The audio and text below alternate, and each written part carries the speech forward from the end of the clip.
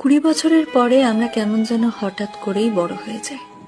হাওয়ায় ভাসতে থাকা ফুরফুরে চঞ্চল জীবনটাই হঠাৎ যেন রেসপন্সিবিলিটি, কমিটমেন্ট, হার্ডওয়ার্ক এমন সব কঠিন কঠিন শব্দগুলো লাগাম লাগিয়ে দেয়।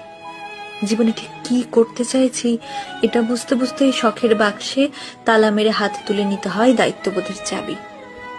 বাইরে বেরোতে ইচ্ছে করে না, বন্ধুদের ফোন ধরতেও ইচ্ছে করে না। কেমন যেন সবকিছুর ওপর থেকে হঠাৎ করেই বিশ্বাসটা উঠে যায়। সব সময় শান্তি খোঁজার এক আপ্রাণ চেষ্টা চলে মনে। নির্ঘুম রাতের তারারা সাক্ষী থাকে এই গল্পগুলোর। শখের জিনিসগুলোর একটা লম্বা লিস্ট তৈরি হয় মাথায়, কারণ 20 পর বাবার কাছে শখের জিনিসটা চাইতে কেন জানি ভীষণ দ্বিধা বোধ হয়। ইঁদুর দৌড়ের এই খেলায় নিজেকে টিকিয়ে রাখার যুদ্ধে হাঁপিয়ে ওঠে মন।